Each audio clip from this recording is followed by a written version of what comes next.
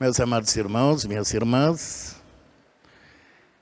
também aqueles que nos ouvem e acompanham pelos meios de comunicação, também as famílias enlutadas, que celebram a missa de sétimo dia, e a todos nós aqui presentes. Com certeza, se você prestou bem atenção na liturgia, nas leituras, podemos tirar até uma conclusão de dizer que é bem complicado, bem difícil de a gente saber o que realmente Deus quer. Por isso o Evangelho, nós só iremos compreender na medida que nós lermos, ouvirmos, dentro do pensamento de Deus. Dentro daquele projeto de salvação que Deus quis e quer oferecer a cada um de nós. Vejam só, a partir da primeira leitura, como também do Santo Evangelho, Deus dá liberdade para nós. Qual é essa liberdade? Para escolhermos o caminho do bem ou o caminho do mal. Vejam que a primeira leitura, de um certo modo, ela critica o pecado, mas ao mesmo tempo, ele é inevitável. Vejam só, Deus, ele não se preocupa com os homens e os seus pecados, porque nós, cada um de nós tem esse livre arbítrio, nós somos livres, por isso mesmo nós somos livres para escolhermos entre o caminho do bem e o caminho do mal. O que Deus quer de nós? Que sejamos fiéis a Ele e possamos optar pelo caminho do bem. Não optar pelos caminhos das paixões desordenadas, mas sim pelo caminho do projeto de salvação. Esta leitura traz uma experiência de vida para nós. Essa leitura traz para nós a beleza da arte de viver e viver bem, de ter bom êxito, de ser feliz. E é justamente isso que a primeira leitura, como a segunda e o Evangelho, apresentam para nós hoje. E vejam, Deus, Ele não é Deus, os profetas, eles não escrevem pela infelicidade do homem, mas sim pela vida, pela felicidade.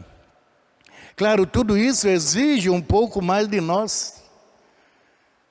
Se nós, vejam só, nós temos que observar os decretos, as leis, seja municipais, estaduais, federais.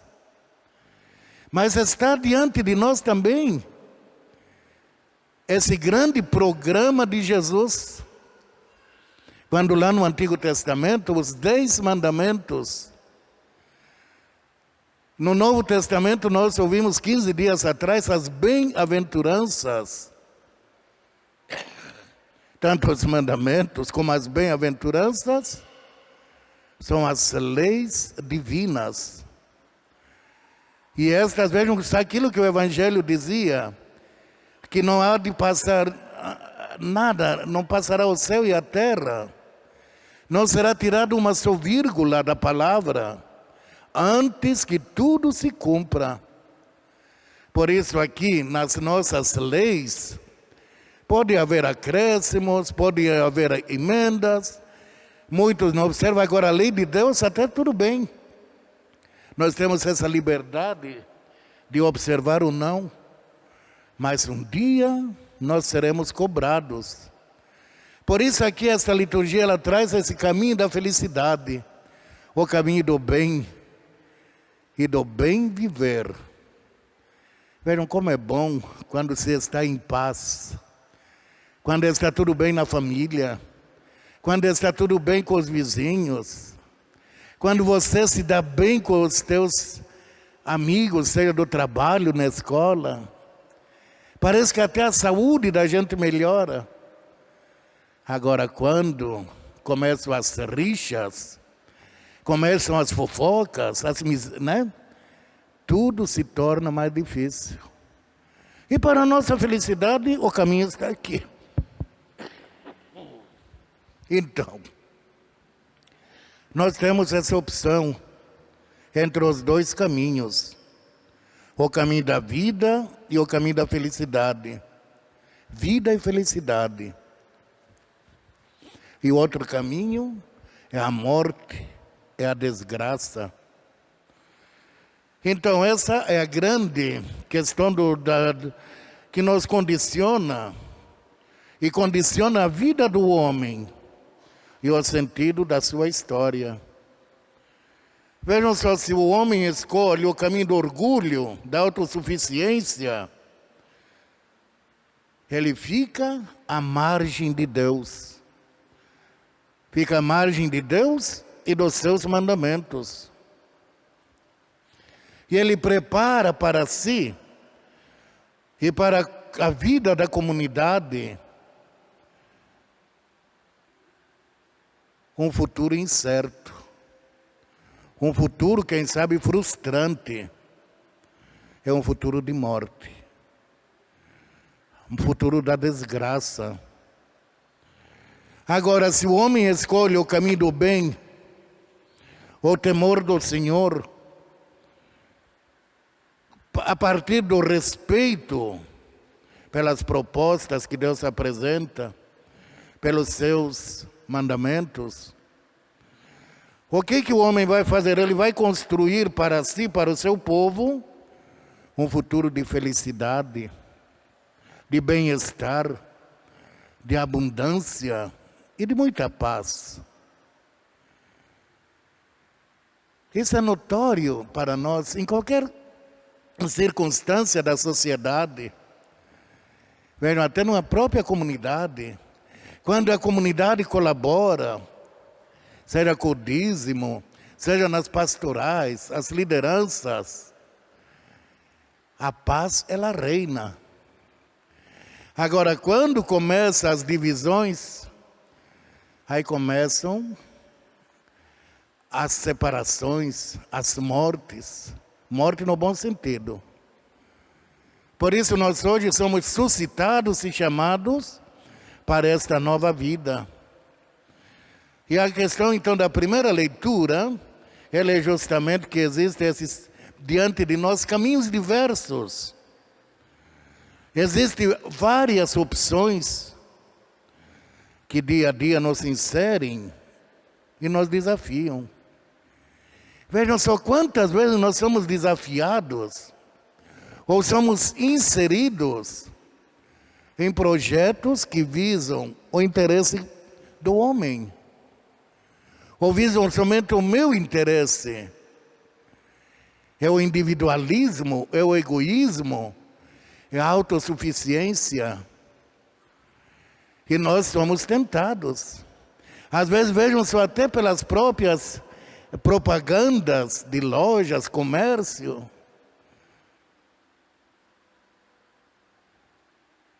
Porque é um caminho que se abre para nós. Então, dia a dia, nós somos desafiados. Agora, para vencer, é preciso agarrar-se à palavra de Deus. É preciso estar inserido pela oração, pela fé, para que o inimigo não possa nos vencer. Ou melhor até dizer, para que o inimigo não possa nos derrubar. Então, o caminho daqueles que escolhem o egoísmo, a autossuficiência, o orgulho, até quem sabe o isolamento em relação a Deus e as suas sugestões. O que acabamos fazendo? Quem opta por esse caminho? Ele fecha-se, em si mesmo. E ele vai se fechando para o irmão, porque ele não aceita opinião, não aceita nenhuma sugestão, porque ele se acha o tal, ele se acha cheio da razão. Por isso, muitas vezes nós procuramos manipular esses caminhos que Deus traça para nós. Por quê? Eles são difíceis. O caminho do bem é um caminho apertado. Quem sabe é um caminho cheio de espinhos, de difícil acesso. Agora o caminho do mal, às vezes, ele é largo. É uma estrada asfaltada, sem buraco, sem nada. Então, vejam só o grande desafio que a liturgia nos propõe.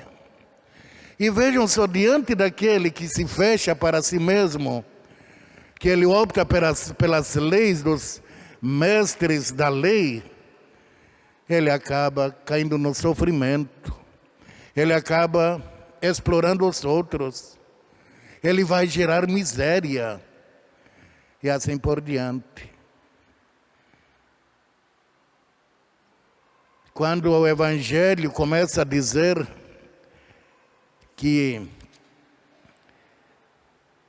a lei ela não pode ser maior, nós temos que ser mais fortes do que a lei dos profetas, dos antigos, ou dos mestres da lei. Nós devemos ser mais fortes. Isso quer dizer, como diz a outra passagem, porque a lei ela mata e a palavra ela dá vida. A lei ela exclui, agora o amor ele dá vida e ele renova a pessoa ou as pessoas. Então a primeira leitura ela nos dá essa liberdade hoje.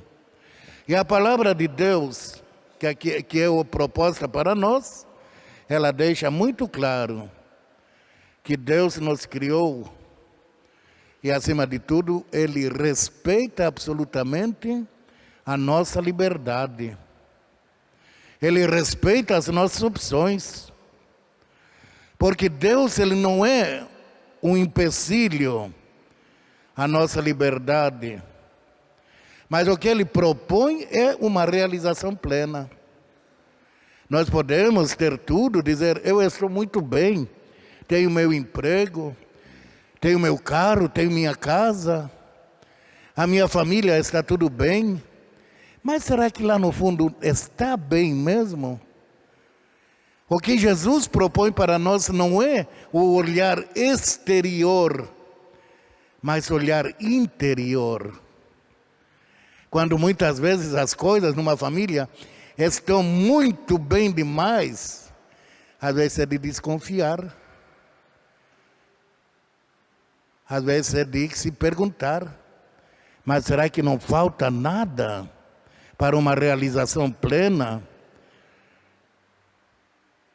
São muitas opções que nós temos na vida.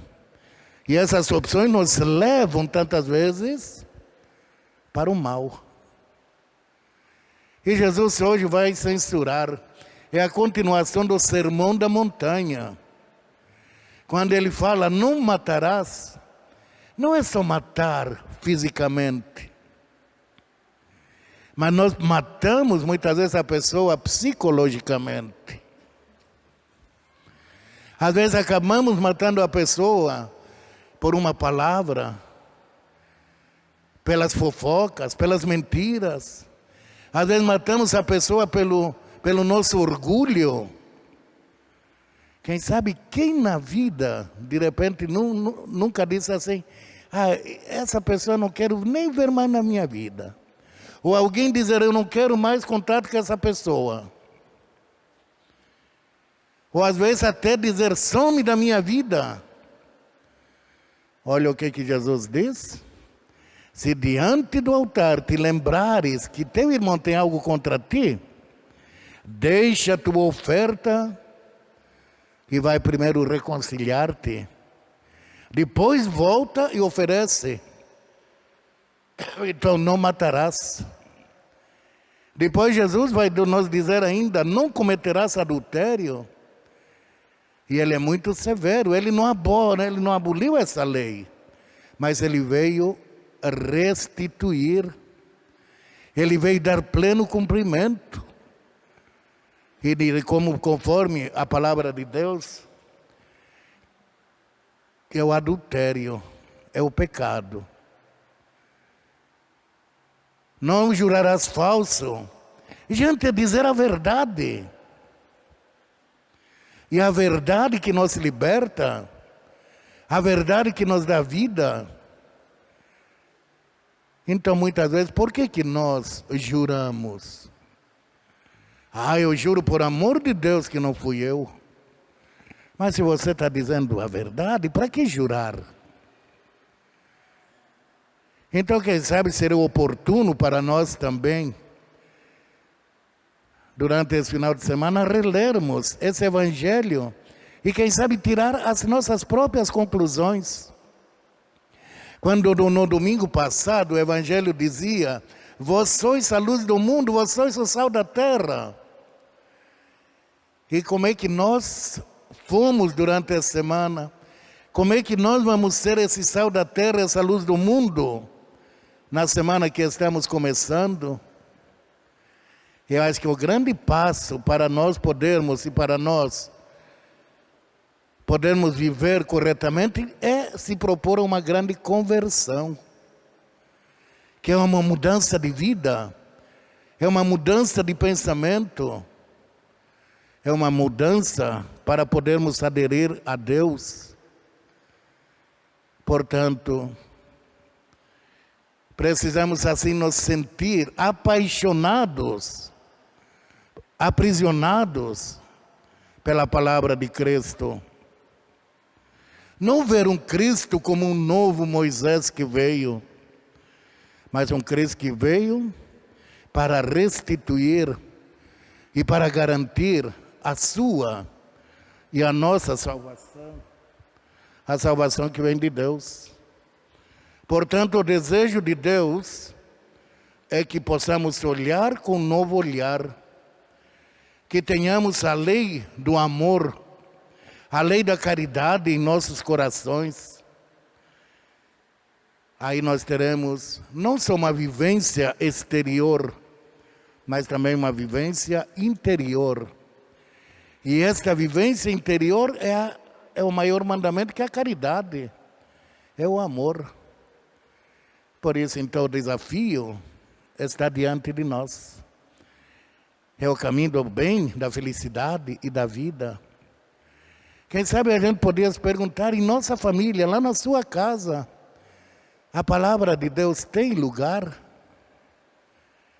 Será que entre a família existe realmente esse pleno perdão, a construção de uma nova família, de uma nova sociedade?